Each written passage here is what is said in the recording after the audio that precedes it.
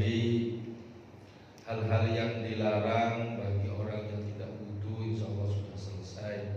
Hal-hal yang dilarang bagi orang yang junub, hal-hal yang dilarang bagi orang yang sedang haid, insya Allah sampun mantun. Selajengipun insya Allah bulan Ramadan ini masih menerangkan tentang sebab-sebab tayamum. Halaman 35 ini. Bismillahirrahmanirrahim. Faslun asbabut tayammumi salasatun.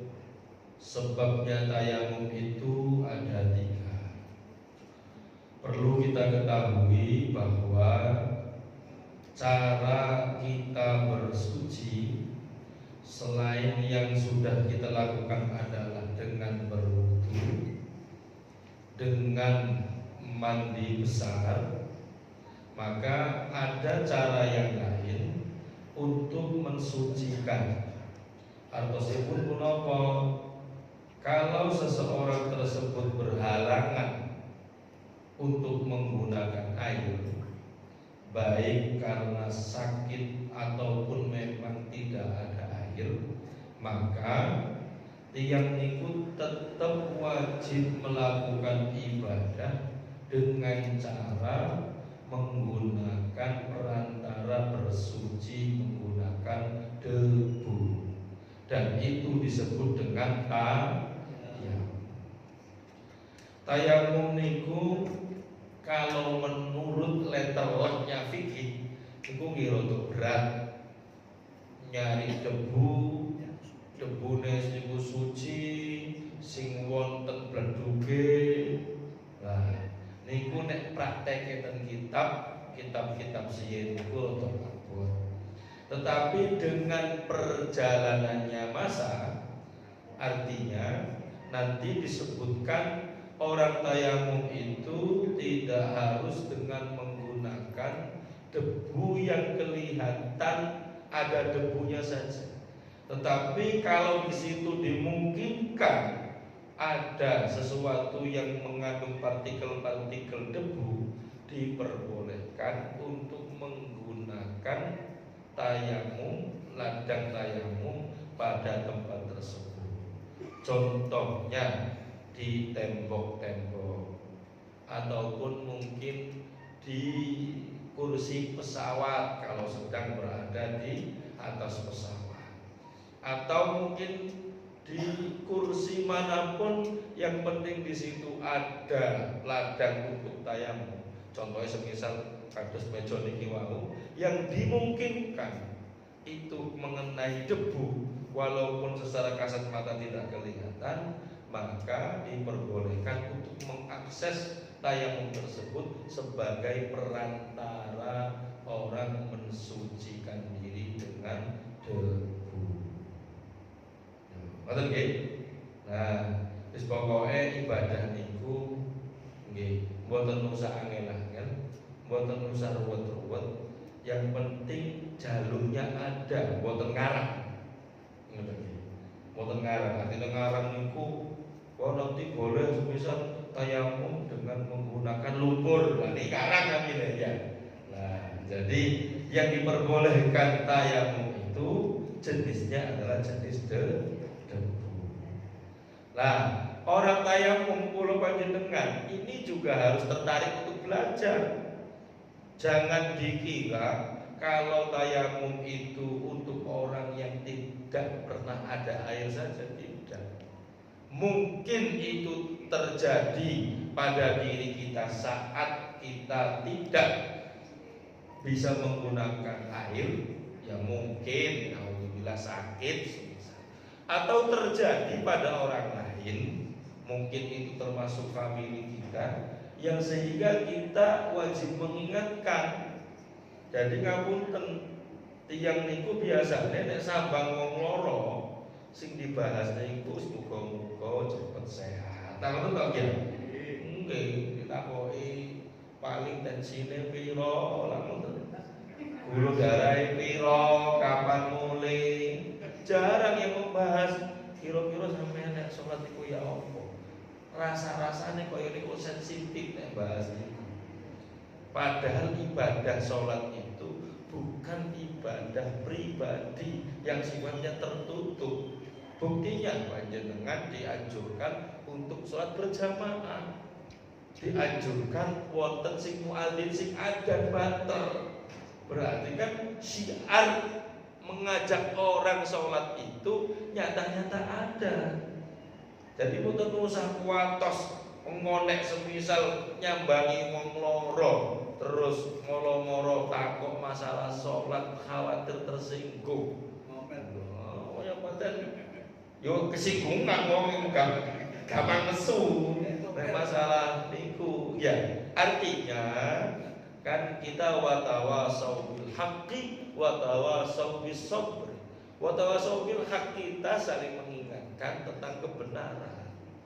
Barangkali tiang tersebut, orang tersebut belum tahu caranya bertayamum. Nah, atau mungkin rasa-rasane nek salat iku nek gak nang masjid musala iku gak marem. Mosok rasane salat ning rumah sakit iku gak dianggap. Khawatir lah ngoten pemahaman tiyang niku. Lah ngoten nggih. Nggih kados orang zakat fitrah niku.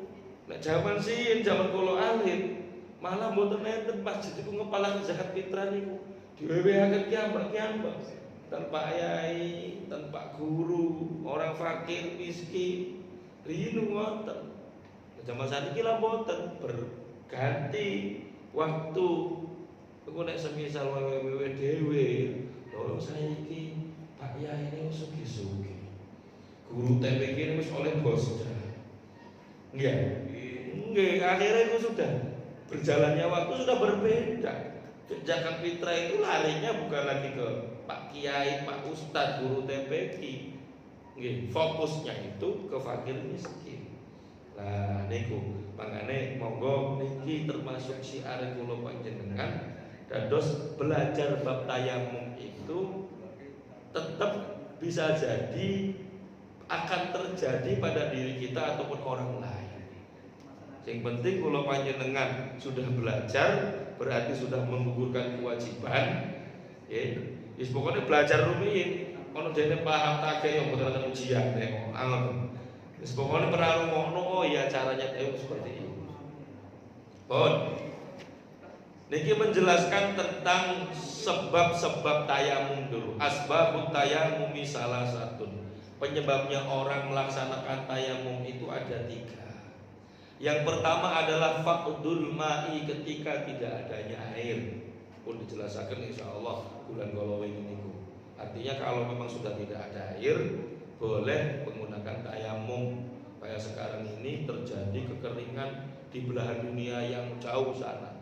Wong Indonesia niku masih yo kaudan, yo banyu tetap ambrah-ambrah ya kawata. Jadi nek sementara sekarang ini faqdul ma' atau air tidak ada itu sawangannya tidak mungkin terjadi di kalangan kita sementara ini.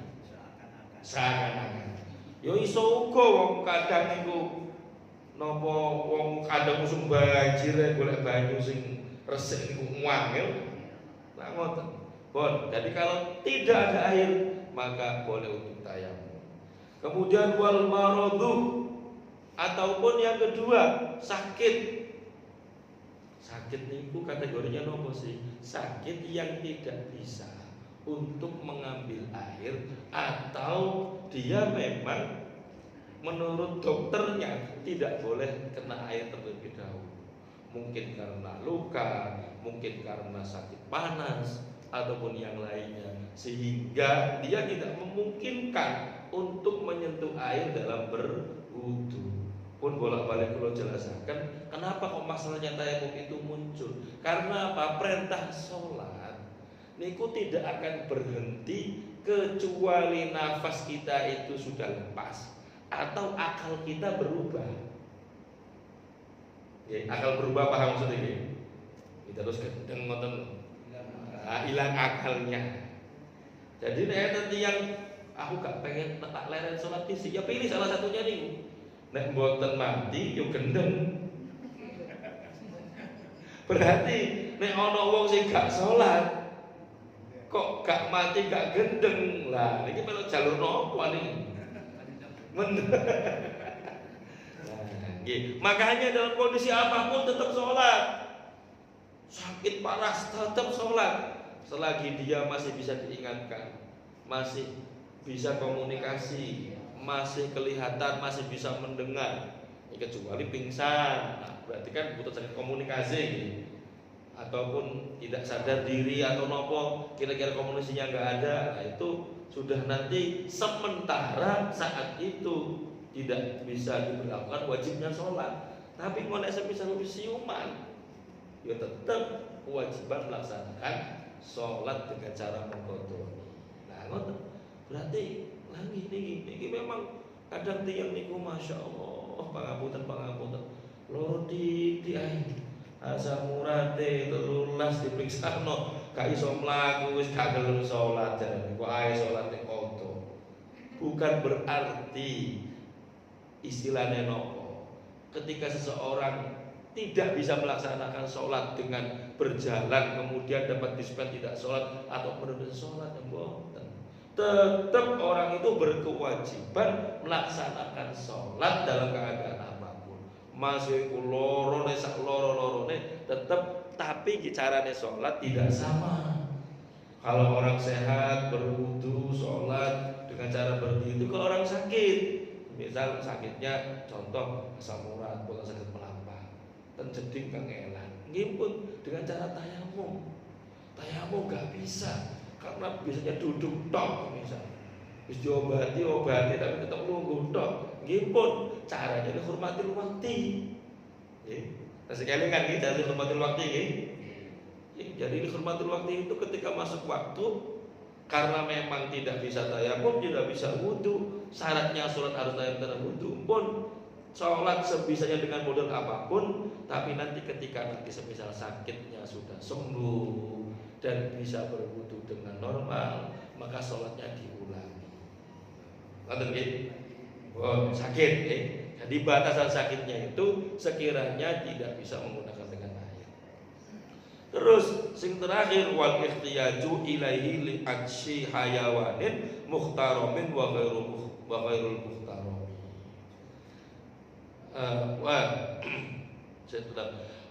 Wal ikhtiyaju ilaihi li aksi hayawanin muhtaramin.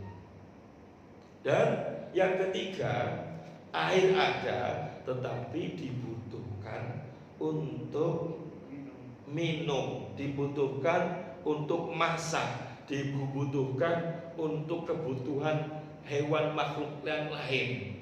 Jadi diirit-irit gitu yone ada tapi sangat terbatas. Nah maka kalau salah satu tiga itu terpenuhi boleh dengan menggunakan tayamum. Nah, contohnya orang sakit dirawat di rumah sakit, dia tergeletak, diinfus, semisal ngoten, ataupun tidak diinfus tapi tidak bisa jalan ke kamar mandi, ataupun di rumah sedang sakit tapi di rumah, atau semisal ketika di atas pesawat, di saat pesawat itu ada air banyak tapi tidak memungkinkan untuk berwudu. Ya mungkin berwudu, tapi kalau isi pesawat itu paling maksimal bisa wudu 10%. Dari 380 penumpang semisal Boeing, pesawat Boeing itu paling yang bisa wudu hanya 80% maksimal, 80 orang maksimal, nggak bisa banyak. Maka sisanya kalau pengen bersuci dengan cara berwudu, dengan cara bertayamum. Niku oke. Jadi airnya keberadaannya itu digunakan untuk hewan yang mulia, hewan yang mulia itu menungso, nopo hewan piaraannya, semisal kambing, utawa manuk, utawa ya hewannya itu atau hayawannya itu hayawan yang memang dimuliakan oleh Allah dan kita juga memuliakannya. Wa ghairul muhtarami sittatun. niki menjelaskan tentang status orang yang tidak mulia, status hewan atau makhluknya Allah yang tidak mulia. Artinya apa? Orang-orang di bawah ini atau makhluk-makhluk di bawah ini seandainya butuh terhadap air, maka cara gak direken itu gak apa-apa. Cara disakiti itu gak apa-apa. Karena apa? Makhluk hidup di bawah ini yang ada 6 itu termasuk tidak ikhtiram. Statusnya itu adalah status tidak mulia di sisi Allah Subhanahu wa taala. Siapa saja orang yang tidak mulia di sisi Allah? Pertama, tarikus sholat, orang yang meninggalkan sholat. Apa itu tak muncul rumit?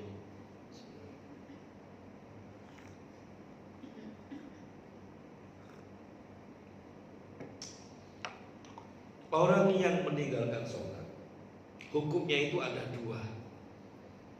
Orang yang meninggalkan sholat hukumnya ada 2. Pertama, hukum yang paling ringan adalah dosa besar. Yang kedua, hukumnya orang yang meninggalkan sholat itu adalah kafir atau keluar dari Islam. Orang yang meninggalkan sholat karena dosa besar itu adalah orang yang mengakui bahwa sholat itu wajib, cuman narasara sengamon itu dosa gede. Nah, kalau semisal orang meninggalkan sholat tapi dia tidak merasa meninggalkan karena ini enggak wajib baginya, sholat itu bagi orang yang sudah tua saja. Sing kajenge pensiun wis wajib sholat, sing masih nyambut gawe gak sholat. Wong sholat iku wong sugih tok semisal. Wong sholat iku wong sing beriman tok semisal. Padahal dia muslim. Lah, berarti dia mengingkari terhadap kewajiban sholat, maka niki hukumnya boten main-main, boten angsal, bahkan sudah dianggap keluar dari Islam. Niku tarikus sholat. Jadi ya nopo tarikus sholat, orang yang meninggalkan sholat itu memang berat hukumannya. Adapun orang yang meninggalkan sholat, bagaimana cara status ibadah-ibadah yang lainnya tetap berjalan. Orang kok semisal dia sudah meninggalkan sholat 10 tahun, lalu gugur kewajiban haji dan umrohnya boten, lalu sebetulnya usah sholat sunnah boten, tetap angsal sholat sunnah, angsal kewajiban-kewajiban yang lain. Adapun kalau semisal orang yang meninggalkan sholat kemudian sudah bertaubat, maka cara taubatnya dengan mengkodoni seluruh sholat-sholatnya. Waduh, sing tak tinggal kok 10 tahun. Ya pelan-pelan, boten nopo-nopo. Ora kok langsung 10 tahun itu seketika dikodoni. Yo tekrek sing iki 10 tahun iku suwe. Wong ngodoni salat subuh 2 rakaat iku dadak ngenteni salat tarawih dhisik. Nah, ngoten. Dados napa niki ilmu bagi kita. Orang yang meninggalkan sholat itu karena disebut dengan dosa besar, maka diperintah untuk selalu bertaubat. Atau pun kalau semisal wonten tiyang kejerumus wonten nanti sholat, terus melaksanakan sholat, nah itu tidak boleh lemah imannya gara-gara dia pernah meninggalkan sholat 10 tahun. Jangan terus betul nopo. Terus pripun cara bertaubatnya, cara menyatakan bahwa dirinya itu benar-benar getun, dengan cara mengkodoni tutuk. Bahkan dijelaskan itu kitab itu ngeten. Ngapunten, tiang nek semisal tanggungannya sholat masih wonten, daripada melaksanakan sholat sunnah, lebih baik mengkodoni sholat. Tapi bukan berarti kalau semisal orang yang punya tanggungan sholat lalu gak sah sholat sunnahnya, boten, tetap dianggap.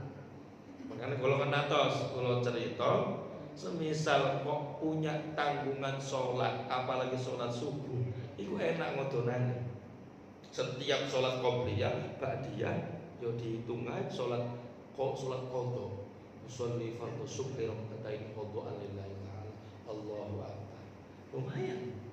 Kalau sehari saja semisal bisa mengkodoni 10 kali sholat subuh, berarti 1 bulan kurang lebih 1 tahun atau 300 hari.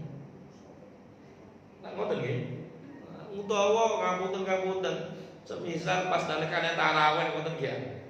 Ana sing tarawih 8, itu tarawih 20 rakaat. Cara sing tarawih 8 rakaat papat-papat ya iso ngodoni isya, zuhur, asar. Sing tarawih 20 rakaat sing loro-loro iso ngodoni salat subuh. Bayangkan kalau 1 hari itu, 1 malam ketika sholat tarawih genep 20 rakaat, berarti dia mengkodoni 10 hari. Dalam 1 bulan Ramadan bisa 300 hari mengkodoni sholat subuh. Hampir 1 tahun. Nah, terus pripun? Kula semisal biasa ngapura semisal biasane kunut kunute wong kunut niku namung sunah apa. Ditinggal mboten napa-napa.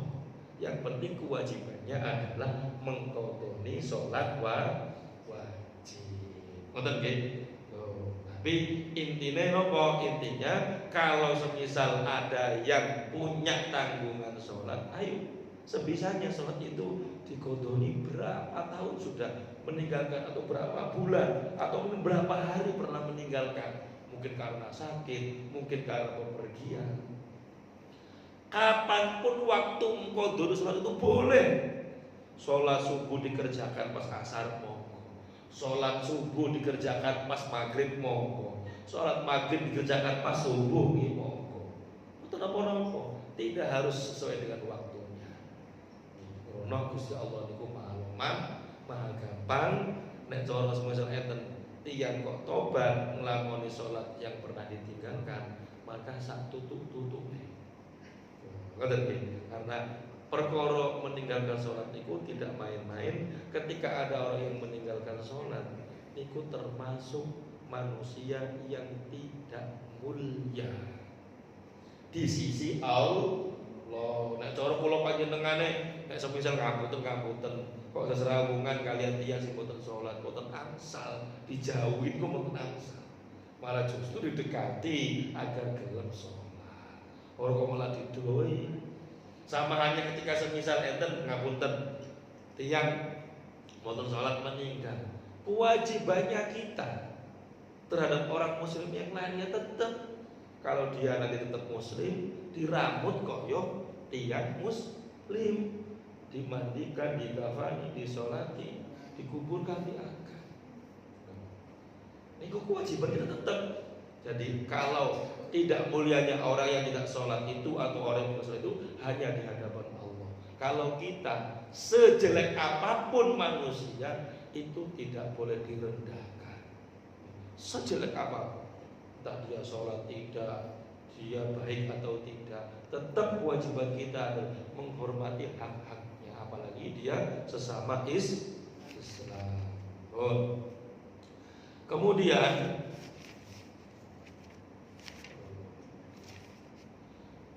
yang kedua, wazani al-muhsanu, orang yang zina muhsan. Zina itu apa? Orang zina itu kumpul laki-laki dan perempuan. Yang ngapunten nggih. Jadi zina itu adalah kumpul laki-laki dan perempuan yang ngapunten memasukkan alat kelaminnya, itu namanya zina. Tapi kalau tidak memasukkan alat kelaminnya, nggih, boten kategori zina, tapi pembukaan zina. Jadi kategori zina itu adalah laki-laki dan perempuan yang memang bukan suami istri. Nah, maka hukumnya adalah zina.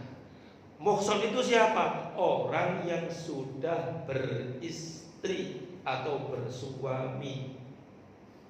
Hukumnya beda memang. Ketika ada orang berzina, dia sudah punya istri ataupun suami, itu beda. Kalau dia sudah punya istri kok zina, maka disebut dengan muhsan. Artinya apa? Dia tidak dimuliakan di sisi Allah. Wong duwe bojo kok sik blonjo wae. Jajan. Beda kalau semisal orang yang zina tetapi belum punya suami atau tidak punya suami atau belum punya istri atau tidak punya istri, maka tetap kategorinya zina tetapi dikategorikan ghairu muhsan. Artinya apa? Itu masih ada kemuliaan ya walaupun tidak istilahnya masih ada derajat mulianya. Bukan termasuk kategori orang yang tidak mulia. Bukan kategori yang tidak dimuliakan. Jadi karena napa niku orang zina yang sudah punya keluarga? Ya karena tadi dia punya suami, dia punya istri. Usum ngoten. Pak Mudin ngapal lagi. Nggih. Ya nopo niku termasuk kategori adalah orang ngapunten. Dosa zina itu walaupun dia punya suami ataupun tidak punya suami, sebenarnya dosanya sama-sama dosa besar. Sama-sama dosa besar. Maka Islam niku dalam hal ini memberikan nopo memberikan peringatan keras. Wong saniki lak terjadi zina itu tidak hanya untuk orang awam saja.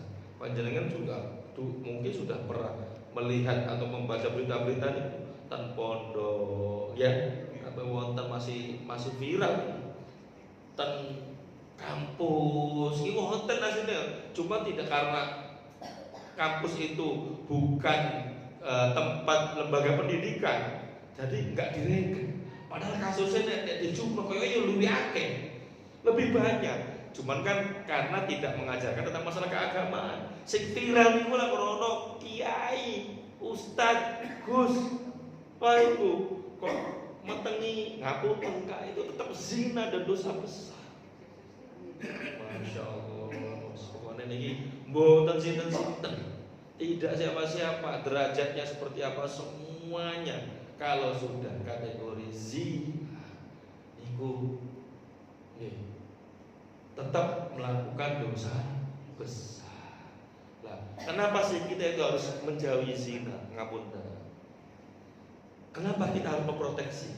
Karena orang yang sudah terlanjur zina, ngapunten, itu nanti akan membekas terhadap keturunannya. Iku yang jadi bahaya. Bisa jadi nanti anak turunnya juga ada yang demikian. Kan tentu kita nggak mau kalau semisal punya keturunan dan keturunnya tidak baik. Maka yang menjadi orang tua ataupun ya menjadi orang yang baik, menjaga sebisa mungkin untuk tidak melaksanakan zina. Makanya bagi yang mungkin masih anak kecil itu didoakan dari kecil. Jadi dungone untuk doakan anak jadi anak soleh-soleh itu gak wis gede tok. Wis gede ketinggalan. Wis kadaluwarsa, mesti dikit alit. Nggih. Dan kitab niku dijelaskan anak yang sering dibacakan surat Al-Qadr. Inna anzalnahu fi lailatul qadar niku nggih. Kemudian dipegang ubun-ubunnya itu insya Allah dijauhkan dari zina. Ini dengan arek cilik bayi dicekel ubun-ubune diwacana surat inna anzalnahu fi lailatul qadar wa ma adraka lailatul qadar itu sampai terakhir salamun hiya hatta matla'il fajr. Apal syukur alhamdulillah mboten apal diwaca arep maca napa-napa. Iku tujuane napa? Untuk menjauhkan anak dari zina. Oh, anakku wis gede lho ya apa? Ya gak apa-apa tetep didongakno. Tapi nyekele pas turu wae. Nek pas saya tangi dicekel iki, bapak iki lagi apa kayak nyekel sirahku iki. Ojo-ojo kok disuwuk iki. Ki pas turu pestila mesti cekel ubun-ubune ngene iki. Kali diwasaken inna anzalnahu fi lailatul qadar. Ora nek dina boboin bayi kalau lagu-lagu anak-anak mau diwaca niku inna anzalnahu fi lailatul qadar. Napa sih kok hubungane surat Al-Qadar niku? Surat Al-Qadar niku kan merupakan ayat yang menurunkan tentang turunnya Al-Qur'an. Bahwa Al-Qur'an itu mulai dari sendi apapun itu barokah dan dijaga. Al-Qur'an niku kan itu menurunkan ayat Al-Qur'an di Al-Qadar niku sing nurunaken Gusti Allah Tuhan semesta alam. Diturunkan kepada Nabi Muhammad, Kanjeng Nabi Muhammad dadi gustine para nabi dan rasul. Sing nurunaken teng Kanjeng Nabi Muhammad lewat malaikat Jibril. Malaikat Jibril dadi tuannya para malaikat, rajane malaikat. Diturunaken teng Mekah Madinah. Bumi di dunia ini tidak ada yang lebih mulia dari Makkah dan Madinah. Diturunkan pada Lailatul Qadar. Malam itu dijadikan lebih baik daripada 1000 malam. Diturunkan pada bulan Ramadan. Bulan Ramadannya niku termasuk bulan yang paling utama dari 11 bulan yang lainnya. Niku nek masalah urusan Al-Qur'an niku mboten nenten rugine, mboten nenten kurange. Nah, maka kita tabarukan dengan surat Al-Qadar yang dimana tentang turunnya Al-Qur'an. Kita doakan semoga anak cucu kita dijauhkan dari zina. Dawe yai kula niku ngeten. Le, kula masih kelingan ngeten kalane mondok niku. Ojo sampai awakmu turunanmu iku cedek-cedek karo zina. Cedek tok iku harus menjauhi, apalagi terjerumus. Krono bukan hanya merusak keturunan zina itu, tapi juga menyebabkan wong zina, ngapunten, wong seneng zina iku gak iso kumpul karo wong sugih. Iki piturute yai kula lho ya. Jadi wong zina niku biasane gak iso sugih. Nek awakmu pengen sugih, pengen urip yang mulya, jangan sampai uripmu niku cedek-cedek karo zina. Niku pesane ngoten.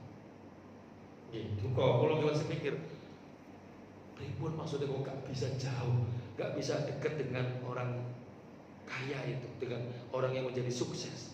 Nggih, secara akal memang kalau semisal wong iku zina terus seneng wedokan, duwe iku entek kena wedok ae. Ngoten ya. Ya nek semisal ya ngapunten, nek semisal ada orang beristri 2, 3 resmi, gak masalah sih gak resmi iku. Akhirnya entek karo monggo sing gak resmi niku. Jenengane jajan lha ngoten. Lho, nggih. Niku mungkin secara akalnya seperti itu. Pun nggih makane tiyang zina niku nggih kula panjenengan wis mugi-mugi dijauhkan dari zina. Pun saderenge kula lanjutaken barangkali ada pertanyaan monggo. Masih wonten wekdal 10 menit. Monggo. Boleh tanya Ustaz? Nggih, monggo.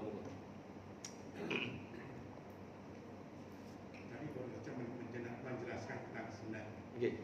Ini ada di suatu tempat di Bogor, ya kita membaca itu di sana ada namanya Kawin Tengah. Nggih. Justru yang datang itu orang dari Timur Tengah datang ke sana dan di sana dinikahkan sesuai syariat. Kira-kira gimana pendapat penjelasan? Zina atau bukan? Kalau masalah nikah selagi memenuhi syarat rukunnya dan tidak ada perjanjian hanya dinikah 1 bulan 2 bulan. Kalau perjanjian yang ada waktunya namanya nikah mut'ah. Nikah mut'ah itu hanya sah menurut kelompok Syiah. Tapi kalau yang Ahlussunnah wal Jamaah tidak sah. Memang dulu pernah dilegalkan dalam Islam zamannya Nabi. Tapi karena itu merusak, terus akhirnya diharamkan, dilarang Mut'ah niku menikahi seseorang hanya dalam tempo waktu 1 bulan, 2 bulan. Nah, kalau kejadian yang di Bogor dan lain sebagainya di Pasuruan itu terus kiwonten informasi itu. Kalau syarat rukunnya ada dan tidak ada perjanjian kontrak waktu, ya sah. Syaratnya apa orang nikah itu? Ada pengantin laki-laki, perempuan, ada walinya dan ada saksinya. Kalau itu terpenuhi ya sah. Tapi kalau sudah tidak terpenuhi, semisal tidak ada walinya, hanya sekedar sekarang kan masya Allah itu yang konten-konten itu katanya kalau kita mengungkapkan cinta itu sama dengan mengungkap ijab kabul. Itu fikih dari mana? Kalau semisal ada penanggung jawabnya, kamu tinggi dalam rangka germo terus diomongin itu sama sebagai walinya. Nah itulah jenenge hukum ngawur ngoten. Gitu jenenge menghalalkan sing haram. Terus kalau syarat rukunnya itu terpenuhi, ya memang tidak hanya di sini, tidak hanya di Indonesia, di sana-sana juga banyak yang menyediakan seperti itu. Yang penting syaratnya tadi, syarat rukunnya terpenuhi, tidak ada kontrak waktu, maka sah. Nah, kalau praktek-praktek yang di Bogor, di Pasuruan, saya kurang tahu, belum mengertos realitasnya seperti apa. Namanya aja kawin kontrak pun ada waktunya. Lah, berarti tetap niku namanya juga kawin kontrak karena berarti ada waktunya. Berarti niku tetap tidak sah dan kategorinya zina. Terus apakah Islam melegalkan? Untuk kita yang golongannya Ahlussunnah wal Jamaah itu ilegal, haram. Yang melegalkan siapa? Syiah. Dan itu pun tidak seluruh Syiah melegalkan.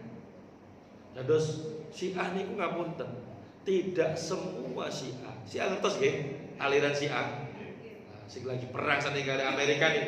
Sing wani perang karo Amerika ki Syiah tok. Lingune melempem.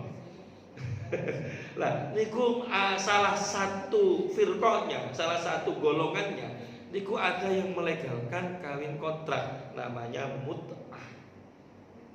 Legal, mereka legal. Kalau kita berbicara masalah hukum, jangankan kontrak, sing tanpa wali pun kalau mazhab yang lain itu ada memang yang membenarkan. Tapi bukan Ahlussunnah wal Jamaah. Artinya kalau kita berpaham Ahlussunnah wal Jamaah, kok ngelakoni demikian tetap dosa. Tapi kalau semisal mereka berpaham Syiah terus atau misalnya semisal ada orang kepaksa melakukan begitu terus aku tak sementara tak Syiah dulu. Semisal nggak bisa, menurut saya apa? Karena kalau semisal berpaham Syiah ya seluruhnya harus Syiah. Dan yang paham Syiah mut'ah niku juga Syiah yang sesat. Jadi tidak semua Syiah sesat. Salah satu Syiah yang sesat Syiah niku aliran Islam yang mengajarkan tentang keutamaannya Sayyidina Ali radhiyallahu anhu. Itu namanya Syiah. Nah niku kalau karena pernah hidup di Timur Tengah itu bermacam-macam tingkatan Syiah itu. Ada yang biasa-biasa saja kayak kita nih. Jadi mengakui sahabat 4 Abu Bakar, Umar, Utsman, Ali tetap mengakui. Cuman keluarganya Sayyidina Ali itu termasuk orang yang mulia juga. Namanya niku Syiah Zaidiyah. Niku podo sampai Ahlussunnah wal Jamaah. Niku Syiah sing paling cedek karo Ahlussunnah wal Jamaah. Dan ada kelompok Syiah sing paling parah. Tapi ini termasuk Syiah yang minoritas di Iran. Bukan penguasa sekarang. Ada yang paling parah. Namanya Syiah Ismailiyah atau Syiah Ibrahimiyah namanya. Itu yang mengatakan bahwa Sayyidina Ali itu sebenarnya adalah Tuhan. Lapar. Ngakuin itu Sayyidina Ali itu Tuhan. Itu Gusti Allah. Gak terima Nabi, pangeran. Saking memuliakannya. Berarti kan sesat memang ajarannya. Nah, di bawahnya itu ada Syiah yang mengkultuskan Sayyidina Ali sebenarnya yang menjadi Rasul itu bukan Nabi Muhammad. Malaikat Jibril niku salah alamat. Kira-kira nek zaman sampeyan Ayu Ting Ting wis nyanyi dilakono salah alamat. Jarene salah alamat ngewene wahyu niku mestine tenten Sayyidina Ali. Iya. Lah kalau yang si Aita Syariah yang sekarang berpuasa itu hanya sesatnya niku tidak mengakui kemuliaan 3 sahabat Nabi niku, Abu Bakar, Utsman, Umar, dan hanya Sayyidina Ali, tetapi tetap mengakui Kanjeng Nabi Muhammad selaku nabinya. Maka kan kalau pokok usuluddin, pokok agama masih sama, ya Islam. Artinya Gusti pangeran Gusti Allah, Nabi Muhammad, Qurannya sama, imannya sama, hanya ada tambahan. Nah, berarti pokok-pokoknya agamanya masih sama, itu berarti Islam. Hanya saja yang menyimpang niku wau, tidak mengakui sahabat 3 niku. Terus apa ada imam yang terjaga atau maksum 12 imam. Oke. Pun ada pertanyaan satu lagi mungkin? Sampun cukup? Oke. Saya ada satu kembali. Oke, mau Kembali ke tayamum. Oke. Tayamum itu teman bersihkan menghilangkan kardus kecil. Nah, kalau bisakah tayamum itu menghilangkan kardus besar? Lauk, misalnya kalau beduk, gimana Ustaz? Hadas besar ya. Oke. Tayamum itu juga bisa digunakan untuk hadas kecil dan hadas besar. Hadas kecil dan hadas besar. Semisal orang habis junub ya, atau suci dari haid, nggak boleh kena air atau tidak ada air atau sakit, maka cara bersucinya dengan tayamum. Cara tayamumnya sama. Kalau wudhu dan mandi besar kan nggak sama gitu. Kalau tayamum sama, nanti yang diusap adalah wajah dan kedua tangannya. Orang kok mandi junub dengan tayamum terus guling-guling, boten. Bisa untuk menghilangkan hadas besar. Tapi niku make sifatnya sementara. Sifatnya sementara karena ya sama ketika orang tayamum itu pun juga sifatnya sementara. Kalau nanti sudah bisa mengakses air, ya nanti kembali ke air. Ngoten nggih. Semoga barokah manfaat. Amin. Allahumma shalli wa sallim wa barik ala sayyidina Muhammad wa ala sayyidina Muhammad. Allahumma anfa'na bima 'allamtana wa 'allimna ma yanfa'una wa zidna ilma walhamdulillah ala kulli hal. Rabbana atina fid dunya hasanah wa fil akhirati hasanah wa qina adzabannar. Wa sallallahu ala sayyidina Muhammad walhamdulillahi rabbil alamin. Al-Fatihah.